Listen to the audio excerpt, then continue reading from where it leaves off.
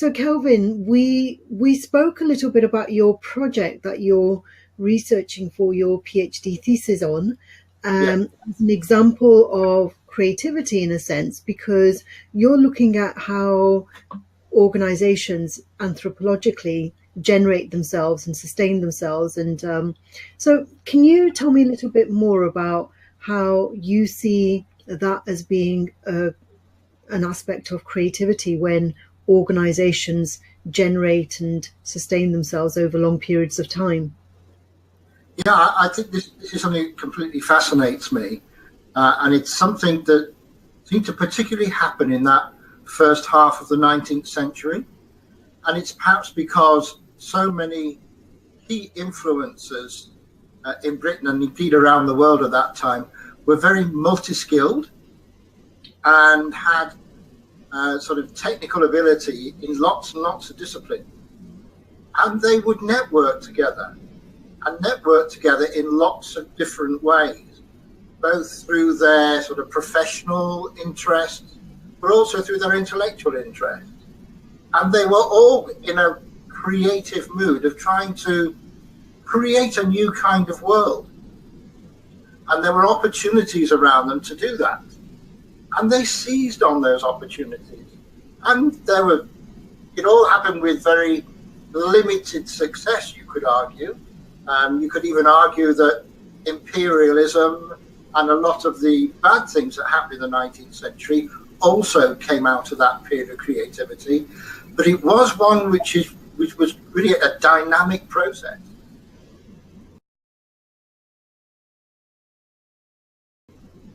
That leads me to the question about ethics in creativity, because, as you so rightly say, something that like the British Empire, for example, in some people's mind, that is an example of creativity, conquering the world, exploring, taking risks, and always expanding those boundaries. That can be seen from one angle. It can be seen as an example of great creativity. From the other angle, it can be seen as an example of destruction, of taking over other people's resources and space. So what are your comments on that, Kelvin? Yeah, this is the real dilemma in the work that I'm doing. And a lot of the approaches that we have now in terms of reading the activities of these people in the first half of the 19th century is to judge them posthumously. A lot of these organizations that I'm looking at were reacting against the trading activities of Britons and Germans and French people abroad. And they were doing that in a creative way. But their attempts were not always successful. And that's because they were also working in an evangelical framework. So they were promoting Christianity abroad at the same time. So creativity isn't always about making good things. Sometimes the outcome is not good, but it's still creative. Okay, so yes, because there's this, I suppose we could say it's naive to think that everything that is creative is going to be good. This is a clear example where what was creative for one set of people, the evangelical people who were converting others to Christianity, what was creative for them from the different perspective of, the people that they were converting to Christianity obviously had their own religion to start with, and that religion was then substituted for Christianity. So was it creative from their point of view? Yeah, absolutely. These dilemmas fascinate me. I think the creative aspect of this group of people, in these white men in early 19th century Britain, who were all Christian, comes from a philanthropic sort of drive. The group that I'm looking at were reacting against, as I said, the trading activities of Britons abroad, and wanted to bring those Britons to account, particularly for the sort of abuses that they were causing abroad. And their evangelical drive was that they thought that it would be better to bring these people into the Christian fold than to leave them outside of it. And they also thought that it would be better if these foreign places were brought under English jurisdiction so that they could prosecute the slave owners and the businessmen who were abusing in those countries. Now, unfortunately, as we know, that isn't what happened as a result of those activities. But at the time, they thought they were doing good. Okay. And that's the thing about philanthropy as well. For example, very often Bill Gates is cited as a philanthropist, whereas a lot of people see Bill Gates as being almost a criminal who's using medicines, who's using kind of, you know, the Western kind of the toxic elements of things that are not actually working in the Western world, and those things are being dumped in Africa, such as medicines, trial, you know, things that are not being trialed in the Western world are perhaps being trialed in Africa, where people are not going to protest as much. So that's an example of philanthropy which has good intentions, but the outcomes of those intentions are not always positive. Do you know anything more about that? Not really. Others do, and I'm in a community of other historians where most of my peer group are arguing from the other side of the case. So they are arguing on behalf of Indians, on behalf of Australian Aborigines, on behalf of Native Americans, and they look at it through the other end of the telescope, if you like, and what they see is not very good. And of course, down my end of the telescope, I see that is a shame, because had I think the folks who were on my end of the telescope, had they known what the outcome would be, they would have changed their course.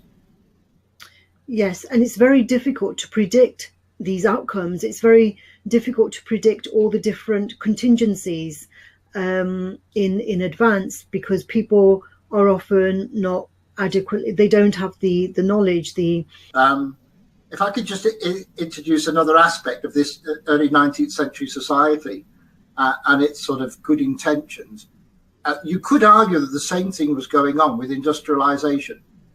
You know, we were industrializing the world and with a view to making a better world.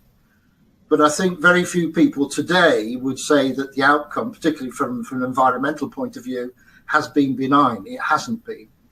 But I take your other point as well, that there is almost a sense of arrogance, isn't there, in saying that the assumption is that we are the best possible people, we in our seat, and the other person on the other side of the river, the road, the country, the ocean, wherever, is different, and therefore needs to be given the opportunity to be like us. That's true. Yeah. Very true. And it's very hard for people to, on this side of the river, to accept that they may not want to be like us.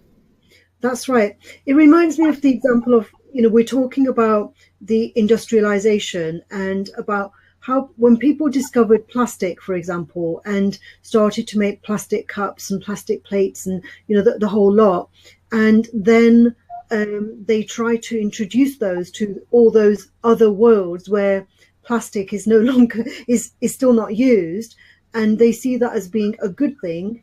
And now, as we've seen, you know, plastic has destroyed the environment to such an extent, and yet philanthropists were trying to get everyone to use plastic. You know, if you didn't have plastic, well, let us help you to get plastic, because, you know, so it's about standardization, isn't it?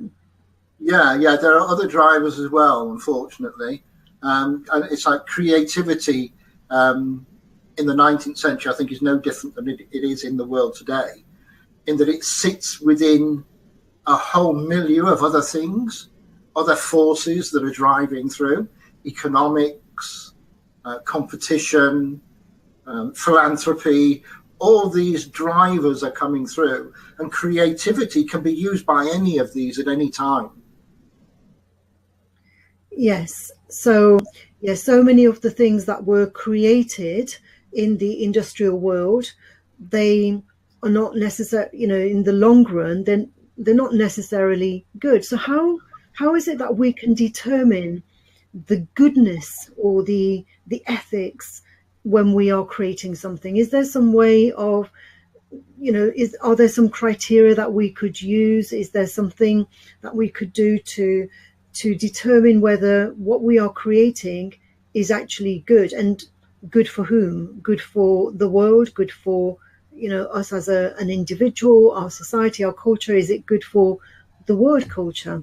Is there a world culture? Yeah, that's a really good point, isn't it? And I think we could argue that one for a long time. I think, Jesvir, the issue lies not in creativity itself, but it lies in the world in which you create, in which creativity takes part. What I have in mind here is that if people are unequal in the world, if they don't have equal access to information and to resources and to education, then we can't have a fully participatory society. So those who are creative, who are dominant, can use that creativity and almost do so without even thinking they're doing it. They'll use that creativity to reinforce their dominance. Yes.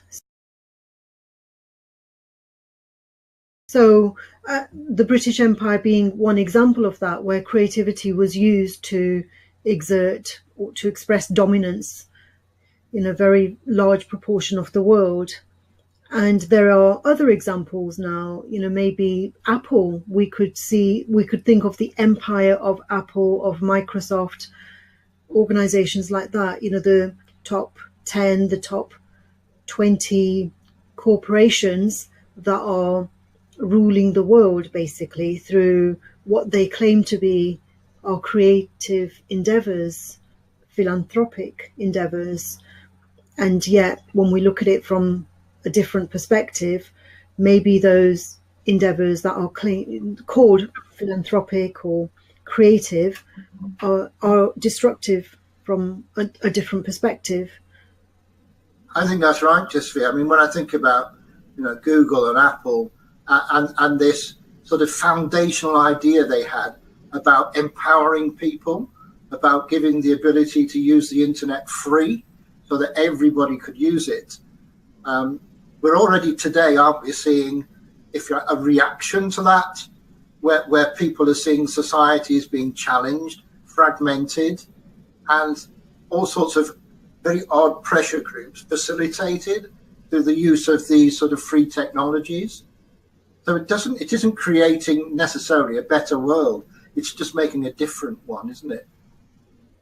Yes, and maybe that is, the way the world is, that nothing stays the same. Everything is changing and we need to adapt. But the British Empire changed the world. Things will never be the same. We can't go back to a time the way things were before the British Empire. We can't go back to a time before there was Google or before there was Apple, before there was Microsoft. We can never go backwards. We always have to adapt to, I suppose that is evolution, isn't it? Yeah, and probably just change as well. The trouble with any of the actions that we take today from a morals point of view, when we know that there are going to be long-term effects of our actions, is we don't know how those effects will play out when we're long gone. And they do, don't they? They do, yes. Well, some of the networks that you're exploring, do you think that networks have, is there like a life cycle of a network that it reaches a point of maximum sustainability and then it disintegrates. Should networks grow infinitely, or should there be a life cycle that they're allowed to disintegrate? I suppose the British Empire had a life cycle. All empires have a life cycle. They rise and then they fall. Well, is that just a natural way the world works?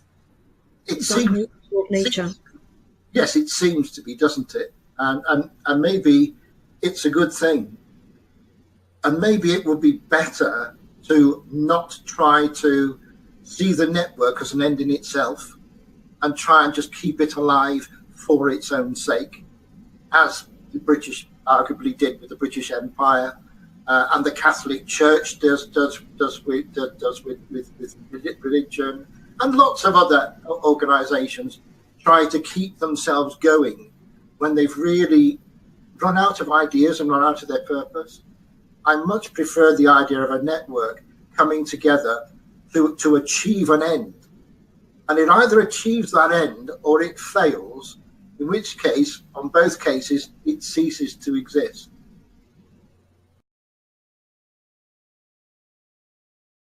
Yeah, I think the model is sustainable. I used to do this in my business life as well, because I was a project leader for big international energy projects. So we would have groups of people, and they could be anything from 20 to 80,000 people, who would come together for maybe just a few days, but also maybe several years, in order to achieve an end. But the project always had, right at the beginning, in its a beginning, a build phase, an implementation phase, and then a closing phase, when whatever it is handed into society and goes its own way.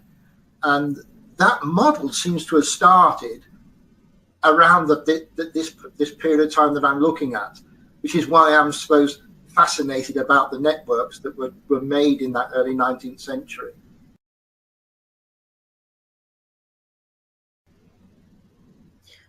Well, as you talk about that, the project having a beginning, a middle, and an ending, it reminded me of our lives. Our lives have a beginning, our lives have a middle, and ultimately our lives have an ending. So in a way, each of our lives is like a mini project, isn't it? That it would I be... think that's powerful. Yes, that's a powerful analogy, and I think it's a valid one. And so it's our lifespan here on Earth is like a project where we have a certain purpose, and it would be interesting to kind of look at it that way, that we are here for a particular purpose, and sooner or later that purpose will be achieved and our mission will be complete. And that doesn't have to be great things, does it? It doesn't have to be, well, I need to be president of the United States before I die. It might be that I'm just a good father. It might be that I just look after my garden and I do it well for my allotted period of time. But I'm only a gardener for a while and then I retire. And it isn't very long. Yes, and I suppose each one of us has a unique purpose. That's why our lives are an example of creativity, because each life is unique and it's valuable in its own right. Yeah, I think so.